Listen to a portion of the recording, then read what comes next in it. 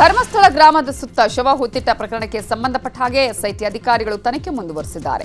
ಪ್ರಕರಣ ಸಂಬಂಧ ಯೂಟ್ಯೂಬ್ನಲ್ಲಿ ವಿಡಿಯೋ ಹರಿಬಿಟ್ಟಿದ್ದ ಯೂಟ್ಯೂಬರ್ಗಳಿಗೆ ಸಂಕಷ್ಟ ಎದುರಾಗಿದೆ. ಸಮೀರ್ ಸೇರಿದಂತೆ 5ಕ್ಕೂ ಹೆಚ್ಚು ಯೂಟ್ಯೂಬರ್ಗಳಿಗೆ ನೋಟಿಸ್ ಕೊಟ್ಟಿರೋ ಎಸ್ಐಟಿ ವಿಚಾರಣೆಗೆ ಹಾಜರಾಗುವಂತೆ ಹೇಳಿದೆ.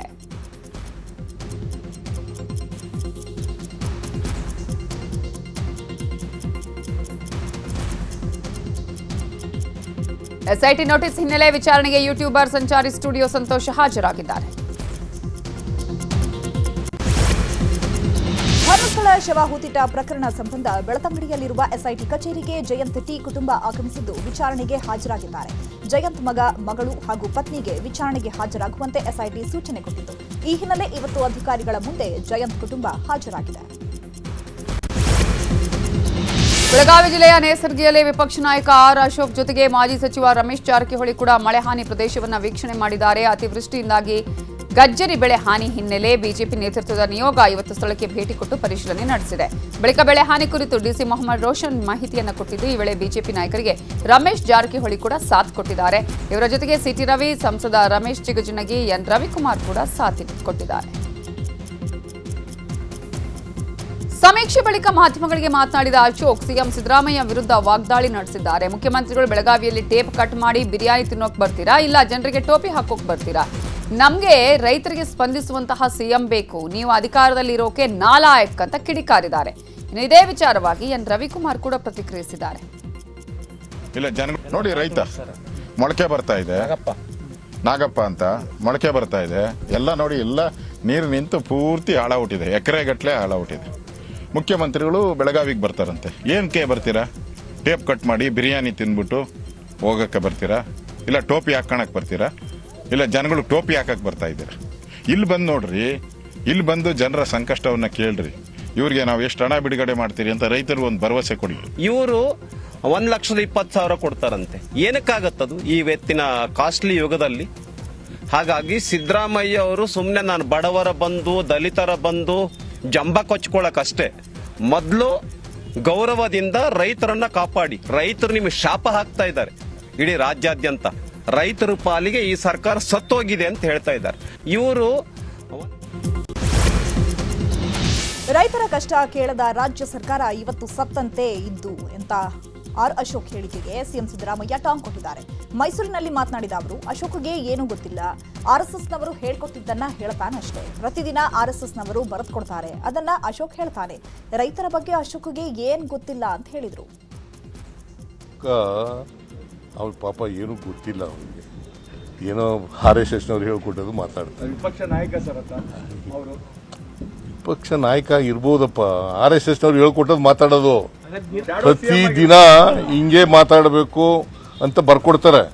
ಅವ್ರಿಗೆ ರೈತ ಸಮಸ್ಯೆಗಳೇ ಗೊತ್ತಿಲ್ಲ ಅವನಿಗೆ. ಅಶೋಕನಿಗೆ ಅವ್ರ ರೈತನ ಅಲ್ಲ, ಅವನು ಕಾರ್ಪೊರೇಷನ್ ಬೆಂಗಳೂರು ಸಿಟಿನವನು ಅಶೋಕ್. ಇನ್ನು ಇದೇ ವೇಳೆ ಜಾತಿ ಜನಗಣತಿ ಸಮೀಕ್ಷೆ ಬಗ್ಗೆ ಮಾತನಾಡಿದ ಸಿಎಂ ಸಿದ್ದರಾಮಯ್ಯ, ಜಾತಿ ಜನಗಣತಿ ತೃಪ್ತಿ ತಂದಿದೆ. 3 ದಿನಗಳಲ್ಲಿ ಸಮೀಕ್ಷೆ ಮುಗಿಸ್ತೀವಿ. ಈವರೆಗೆ 3 ಕೋಟಿ ಜನರ ಸಮೀಕ್ಷೆ ಮುಗಿದಿದೆ. ಇದು ಕೇವಲ ಜಾತಿ ಗಣತಿಯಲ್ಲ, ಸಾಮಾಜಿಕ, ಆರ್ಥಿಕ, ಶೈಕ್ಷಣಿಕ ವರದಿ ಅಂತ ಹೇಳಿದ್ದಾರೆ. ಇವರಿಗೆ 3 ಕೋಟಿಗಿಂತ ಜಾಸ್ತಿ ಜನಸಂಖ್ಯೆ ಸರ್ವೆ ಆಗಿದೆ. ಸೊ 7ನೇ ತಾರೀಕಿನವರೆಗೂ ಮಾಡಿಬಿಡ್ತಾರೆ. ನೋಡೋಣ, ಈಗ 7ನೇ ತಾರೀಕಿನೊಳಗಡೆ ಮುಗಿಸ್ತಾರೆ ಅಂತಕ್ಕಂಥ ವಿಶ್ವಾಸ ಇದೆ ನನಗೆ. ಇವತ್ತಿನವರೆಗೆ, ನಿನ್ನೆವರೆಗೆ 3 ಕೋಟಿ ಚಿಲ್ಲರೆ ಆಗಿದೆ. ಸುಮಾರು 80 ಲಕ್ಷ ಮನೆಗಳಿಗಿಂತ ಜಾಸ್ತಿ ಆಗಿದೆ. ಸೊ ನನ್ನ ಪ್ರಕಾರ ಇವತ್ತು 4ನೇ ತಾರೀಕಲ್ಲ, 4, 5, 6, 3 ದಿನದಲ್ಲಿ ಮಾಡ್ತಾರೆ ಅಂತ ವಿಶ್ವಾಸ ಇದೆ. ಇಲ್ಲಿವರೆಗೆ ಇನ್ನು ಕೇಂದ್ರ ಸರ್ಕಾರ ಜಿಎಸ್ಟಿ ಕಡಿಮೆ ಮಾಡಿರುವ ಕುರಿತು ಮಾತನಾಡಿದ ಸಿಎಂ ಸಿದ್ದರಾಮಯ್ಯ, ಜಿಎಸ್ಟಿ ಇಳಿಕೆ ಕೇಂದ್ರ ಸರ್ಕಾರದ ಹೊಸ ನಾಟಕ. ಅವರೇ ಬೆಲೆ ಏರಿಸ್ತಾರೆ, ಅವರೇ ಇಳಿಸ್ತಾರೆ. ಕಳೆದ 8 ವರ್ಷಗಳ ತೆರಿಗೆ ಹೆಚ್ಚಳದ ಹಣ ಕೊಡ್ತಾರಾ? ಚುನಾವಣೆ ಬಂದ ತಕ್ಷಣ ಇಂತಹ ಡ್ರಾಮಾ ಮಾಡ್ತಾರೆ. ಬಿಹಾರ ಚುನಾವಣೆ ಗಮನದಲ್ಲಿ ಇಟ್ಕೊಂಡು ಜಿಎಸ್ಟಿ ಇಳಿಕೆ ಮಾಡಿದ್ದಾರೆ. ಇದೆಲ್ಲ ಚುನಾವಣಾ ರಾಜಕೀಯಕ್ಕಾಗಿ ಮಾಡಿರೋ ಪ್ಲಾನ್ ಅಂತ ಹೇಳಿದ್ರು. ಜಿಎಸ್ಟಿ 2017ರಲ್ಲಿ ಜಾರಿಗೆ ಬಂತು. ಯಾರು ಜಾರಿಗೆ ತಗೊಬಂದವರು? ರೇಟ್ ಫಿಕ್ಸ್ ಮಾಡಿದವರು ಯಾರು? ಅವರೇ ಮಾಡೋದು. ಈಗ ರ್ಯಾಷನಲೈಸ್ 8 ವರ್ಷಗಳ ಮೇಲೆ ರ್ಯಾಷನಲೈಸ್ ಮಾಡಿದ್ದೀವಿ ಅಂತ 8 ವರ್ಷ ತೆರಿಗೆ ತಗೊಂಡ್ರಲ್ಲ, ಅದು ವಾಪಸ್ ಕೊಡ್ತಾರ? ಬೆನಿಫಿಟ್ಗಳದೇನು ಇದರಲ್ಲಿ? ಬಿಹಾರದಲ್ಲಿ ಚುನಾವಣೆ ಬಂದಿದೆ, ಅದಕ್ಕೋಸ್ಕರ ನಾವು ಸರಳೀಕರಣ ಮಾಡಿದ್ದೀವಿ, ರ್ಯಾಷನಲೈಸ್ ಮಾಡಿದ್ದೀವಿ, ತೆಗೆದಾಕಿದ್ದೀವಿ ಅಂತಂತಂದರೆ ಇದು ನ್ಯಾಯನಾ? ಮತ್ತೆ ಇದರಲ್ಲಿ ಬೆಂತಟ್ಟುಗಳ ಅಂತದ್ದು ಏನಿದೆ? 8 ವರ್ಷ ವಸೂಲು ಮಾಡಿದ್ದಾರೆ. ಇಷ್ಟು ರೇಟ್ಗಳು ಹಾಕಿದ್ರಲ್ಲ, GST ರೇಟ್ಗಳು ಹಾಕಿದ್ರಲ್ಲ, ಈ ರೇಟ್ಗಳನ್ನೆಲ್ಲ ಹಾಕಿದವ್ರು ಯಾರು? 8 ವರ್ಷ ತೆರಿಗೆ ವಸೂಲು ಮಾಡಿರೋರು ಯಾರು? ವಿಜಯಪುರದಲ್ಲಿ ಭೀಮಾ ನದಿ ಪ್ರವಾಹ ವಿಚಾರದ ಬಗ್ಗೆ ಬಿಜೆಪಿ ಅಧ್ಯಯನಕ್ಕೆ ಮುಂದಾಗಿದ್ದು, ಸದ್ಯ ಬಿಜೆಪಿ ಅಧ್ಯಯನಕ್ಕೆ ಸಚಿವ ಎಂಬಿ ಪಾಟೀಲ್ ವ್ಯಂಗ್ಯವಾಡಿದ್ದಾರೆ. ರೈಲು ಹೋದ್ಮೇಲೆ ಬಿಜೆಪಿ ಟಿಕೆಟ್ ತಗೊಂಡಿದೆ. ನಾವೀಗಾಗಲೇ ಪರಿಹಾರ ಘೋಷಣೆ ಮಾಡಿದ್ದೇವೆ. ಹೆಕ್ಟೇರ್ ಪ್ರದೇಶಕ್ಕೆ 17,000 ಘೋಷಣೆ ಮಾಡಿದ್ದೇವೆ. ಪ್ರವಾಹ ತಗ್ಗಿ ಹೋಗಿದೆ, ಪರಿಹಾರ ಕೊಟ್ಟಾಗಿದೆ. ಈಗ ಯಾಕೆ ಬರ್ತಾರೆ? ಬಿಜೆಪಿಯಲ್ಲೇ 7-8 ಟೀಮ್ ಇದೆ. ಬಿಜೆಪಿಯವರು ಇಲ್ಲಿ ಸುತ್ತುವ ಬದಲು ಕೇಂದ್ರಕ್ಕೆ ಹೋಗಿ ಪರಿಹಾರದ ಹಣ ಬಿಡುಗಡೆಗೆ ಒತ್ತಾಯಿಸಲಿ ಅಂತ ವ್ಯಂಗ್ಯವಾಡಿದ್ದಾರೆ. ನೋಡಿ, ಅವತ್ತೇ ನಾವು ಹೇಳಿದ್ದೀವಿ, ನಾವು ಮುಖ್ಯಮಂತ್ರಿಗಳು ವೈಮಾನಿಕ ಸಮೀಕ್ಷೆ ಮಾಡಿದ ಮೇಲೆ ತಡ ಮಾಡದೆ ಇವತ್ತಿನ ದಿವಸ ನಾವು ಪರಿಹಾರವನ್ನು ಘೋಷಣೆ ಮಾಡಿದ್ವಿ.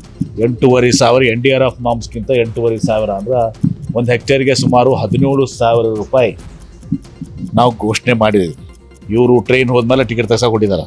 ನೋಡಿ, ಅವತ್ತೇ ನಾವು ಹೇಳಿದ್ದೀವಿ, ನಾವು ಮುಖ್ಯಮಂತ್ರಿಗಳು ವೈಮಾನಿಕ ಸಮೀಕ್ಷೆ ಮಾಡಿದ ಮೇಲೆ ತಡ ಮಾಡದೆ ಇವತ್ತಿನ ದಿವಸ ನಾವು ಪರಿಹಾರವನ್ನು ಘೋಷಣೆ ಮಾಡಿದ್ವಿ.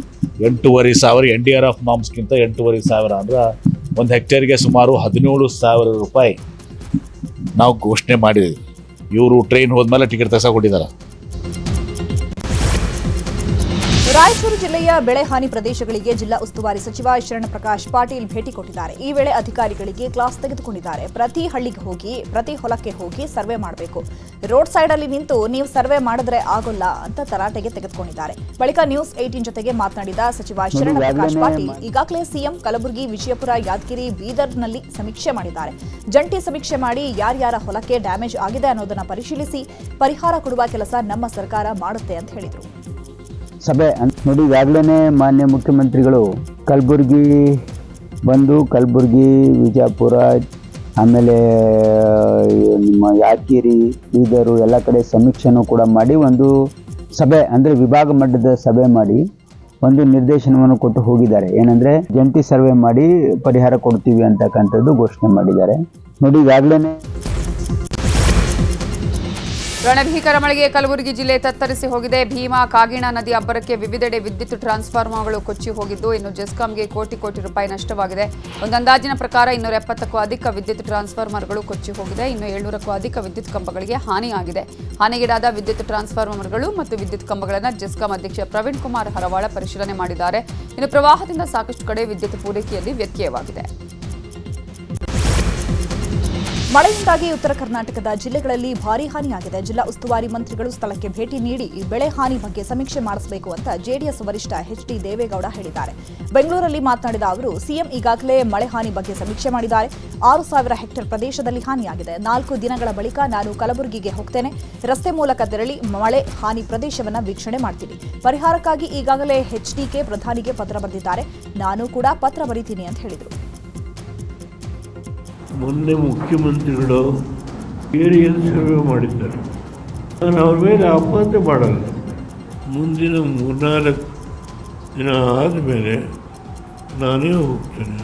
ಕೆಲವು ಪ್ರದೇಶಗಳಿಗೆ ಬೈ ರೋಡ್ ಹೋಗಿ ನೋಡಿ ವಾಸ್ತವಾಂಶ ನಾನು ತಿಳ್ಕೊಂಡು ಆದಮೇಲೆ ಸರ್ಕಾರ ಏನು ಮಾಡಿದ್ದಾರೆ, ಮಾಡಿಲ್ಲ, ಅದರ ಬಗ್ಗೆ ನನ್ನ ಅಭಿಪ್ರಾಯವನ್ನು ಹೇಳಲಿಕ್ಕೆ ಯಾವುದೇ ಆತಂಕ ಇಲ್ಲ.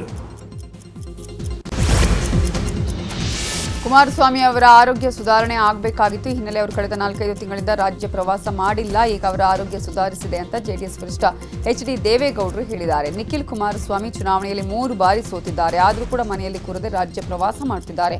ಅನುಭವಿ ರಾಜಕಾರಣಿ ರೀತಿ ನಿಖಿಲ್ ಕೆಲಸ ಮಾಡ್ತಿದ್ದಾರೆ. ಮುಂಬರುವ ಜಿಪಿಎ ಚುನಾವಣೆಯಲ್ಲಿ ಕನಿಷ್ಠ 50ರಿಂದ 60 ಸ್ಥಾನ ಗೆಲ್ಲಬೇಕು. ಇದಕ್ಕಾಗಿ ಬೆಂಗಳೂರು ಮಟ್ಟದ ಸಭೆ ನಡೆಸ್ತೇವೆ ಅಂತ ಹೇಳಿದರು.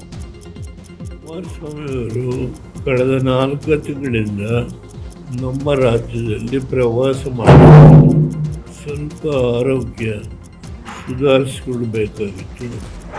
ಈಗ ಅವರ ಆರೋಗ್ಯ ಸಂಪೂರ್ಣವಾಗಿ ಯಾವುದೇ ಸಮಸ್ಯೆ ಇಲ್ಲ. ನಿಖಿಲ್ ಕುಮಾರಸ್ವಾಮಿ ಅವರು ಚನ್ನಪಟ್ಟಣದಲ್ಲಿ ಸೋತ ಮೇಲೆ ಶುರುಕಾಗಿ ಎಲ್ಲ ಕಡೆ ಪ್ರವಾಸ ಮಾಡಿ ತುಂಬ ಒಂದು ಮೆಚ್ಯೂರ್ಡ್ 3 ಸಾರಿ ಸೋತಿದ್ದರೂ ಆ ಪೆಟ್ಟಿನ ತಿಂದಿದ್ದಾರೆ. ಅದರ ಅನುಭವದಿಂದ ಇವತ್ತು ಅತ್ಯಂತ ಉತ್ತಮವಾಗಿ ಒಬ್ಬ ಅನುಭವಿ ರಾಜಕಾರಣಿತರ ಕೆಲಸ ಮಾಡ್ತಾ ಇದ್ದಾರೆ. ಇನ್ನು ಬೆಂಗಳೂರು ಪಾಲಿಕೆ ಚುನಾವಣೆಯಲ್ಲಿ ಮೈತ್ರಿ ವಿಚಾರದ ಬಗ್ಗೆ ಮಾತಾಡಿರೋ ದೇವೇಗೌಡರು ಬಿಜೆಪಿ ಜೆಡಿಎಸ್ ಮೈತ್ರಿಯಲ್ಲಿ ಯಾವುದೇ ಆತಂಕ ಆಗಲ್ಲ, ಮೈತ್ರಿ ಮುಂದುವರಿಯುತ್ತೆ. ತಾಲೂಕು ಜಿಲ್ಲೆ ಎಲ್ಲಾ ಚುನಾವಣೆಯಲ್ಲೂ ಬಿಜೆಪಿ ಹಾಗೂ ಜೆಡಿಎಸ್ ಮೈತ್ರಿ ಮುಂದುವರಿಯುತ್ತೆ. ಮೋದಿ ಹಾಗೂ ನನ್ನ ಸಂಬಂಧವನ್ನ ಯಾರು ಬದಲಾವಣೆ ಮಾಡೋದಕ್ಕಾಗಲ್ಲ ಅಂತ ಹೇಳಿದ್ದಾರೆ. ಬಿಜೆಪಿ ಜೆಡಿಎಸ್ ಮೈತ್ರಿ ಯಾವುದೇ ಕಾರಣದಿಂದ ಆತಂಕ ಆಗಲ್ಲ, ಆ ಮೈತ್ರಿ ಮುಂದುವರಿಯುತ್ತೆ. ಅದು ಜಿಲ್ಲಾ ಪಂಚಾಯತಿ ಚುನಾವಣೆ ಆಗ್ಬೋದು, ತಾಲೂಕ್ ಪಂಚಾಯತಿ ಚುನಾವಣೆ ಆಗ್ಬೋದು, ಅಸೆಂಬ್ಲಿ ಚುನಾವಣೆ ಆಗ್ಬೋದು, ಆ ಮೈತ್ರಿಗೆ ಎಂದೂ ಆತಂಕ ಇಲ್ಲ. ಮೋದಿಯವರ ನನ್ನ ಸಂಬಂಧ ಯಾವುದೇ ಕಾರಣದಿಂದ ಅದು ಯಾರು ಬದಲಾವಣೆ ಮಾಡಲಿಕ್ಕಾಗಲ್ಲ. ಕಾಂಗ್ರೆಸ್ನಲ್ಲಿ ಪವರ್ ಶೇರಿಂಗ್ ವಿಚಾರದ ಬಗ್ಗೆ ವಿಪಕ್ಷ ನಾಯಕ ಆರ್ ಅಶೋಕ್ ರಿಯಾಕ್ಷನ್ ಕೊಟ್ಟಿದ್ದಾರೆ. ನವೆಂಬರ್ ಡಿಸೆಂಬರ್ ತಿಂಗಳಲ್ಲಿ ಕ್ರಾಂತಿ ಅಂತ ಹೇಳಿ ಒಬ್ಬರು ಸಚಿವರು ಮನೆಗೆ ಹೋಗಿದ್ದಾರೆ. ಒಪ್ಪಂದ ಆಗಿರೋದಂತೂ ನಿಜ. ಈಗ ಜಗಳ ಆರಂಭವಾಗಿದೆ. ಸಿದ್ದರಾಮಯ್ಯ ಅಧಿಕಾರ ಬಿಡಲ್ಲ, ಡಿಕೆಶಿ ಹಠ ಬಿಡಲ್ಲ ಅಂತ ಹೇಳಿದ್ದಾರೆ. ಇನ್ನು ಇದೇ ವಿಚಾರವಾಗಿ ಸಿಟಿ ರವಿ ಕೂಡ ರಿಯಾಕ್ಷನ್ ಕೊಟ್ಟಿದ್ದಾರೆ. ಸಿದ್ದರಾಮಯ್ಯ ಔಟ್ ಗೋಯಿಂಗ್ ಸಿಎಂ ಅಂತ ಹೇಳಿದ್ದೀನಿ. ಇವತ್ತು ಅದಕ್ಕೆ ನಾನು ಬದ್ಧತೆ ಇದ್ದೀನಿ. ನವೆಂಬರ್ ಡಿಸೆಂಬರ್ ಒಳಗಡೆ, ಈ ವರ್ಷದ ಒಳಗಡೆ ನವೆಂಬರ್ ಅಲ್ಲಿ ಕ್ರಾಂತಿ ಆಗ್ತತೆ. ಈ ಕ್ರಾಂತಿ ಅಂತೇಳಿ ಒಬ್ಬರು ಮಂತ್ರಿ ಮನೆಗೆ ಹೋಗಿದ್ದಾರೆ. ಯಾರು? ರಾಜಣ್ಣ ಅವರು. ಒಪ್ಪಂದ ಆಗಿರೋದು 100% ನಿಜ. ಈಗ ಜಗಳ ಶುರುವಾಗಿದೆ. ಸಿದ್ದರಾಮಯ್ಯ ಬಿಟ್ಕೊಡಲ್ಲ. ಅಧಿಕಾರ ಒಂದ್ಸರಿ ಸಿಕ್ಕಿದ್ರೆ ಬಿಟ್ಕೊಡೋ ಜಾಯಮಾನ ಸಿದ್ದರಾಮಯ್ಯನವ್ರದ್ದು ಅಲ್ಲೇ ಅಲ್ಲ ಅವ್ರದ್ದು. ಅವ್ರು ಬಿಟ್ಕೊಡಲ್ಲ, ಡಿ ಕೆ ಶಿವಕುಮಾರ್ ಬಿಡಲ್ಲ. ಸಿದ್ದರಾಮಯ್ಯ ಅಧಿಕಾರ ಬಿಟ್ಕೊಡಲ್ಲ, ಡಿ ಕೆ ಶಿವಕುಮಾರ್ ಹಠ ಬಿಡಲ್ಲ. ರಾಜ್ಯದಲ್ಲಿ ಏನಾಗ್ತಾ ಇದೆ, ಈ ರೈತರ ಸಂಕಷ್ಟವಿಲ್ಲದ ಸಂದರ್ಭದಲ್ಲಿ ನಾನು ಮುಖ್ಯಮಂತ್ರಿ ನೀವು ಯಾರು ಮುಖ್ಯಮಂತ್ರಿ ಅನ್ನೋದು ಮುಖ್ಯ ಅಲ್ಲ. ಜನ ನಿಮ್ಗೆ ಅಧಿಕಾರ ಕೊಟ್ಟಿದ್ದಾರೆ. ನೀವು ರೈತರ ಸಂಕಷ್ಟಕ್ಕೆ, ಜನರ ಸಂಕಷ್ಟಕ್ಕೆ ಸ್ಪಂದಿಸಿ. 2.5 ವರ್ಷ ನಾನೇ ಮುಖ್ಯಮಂತ್ರಿ. ಅರೆ 5 ವರ್ಷ ನಿಮ್ಮ ಪಕ್ಷಕ್ಕೆ ಅಧಿಕಾರ ಕೊಟ್ಟಿದ್ದಾರೆ, ನೀವು ಮಾಡ್ತಿರೋದೇನು?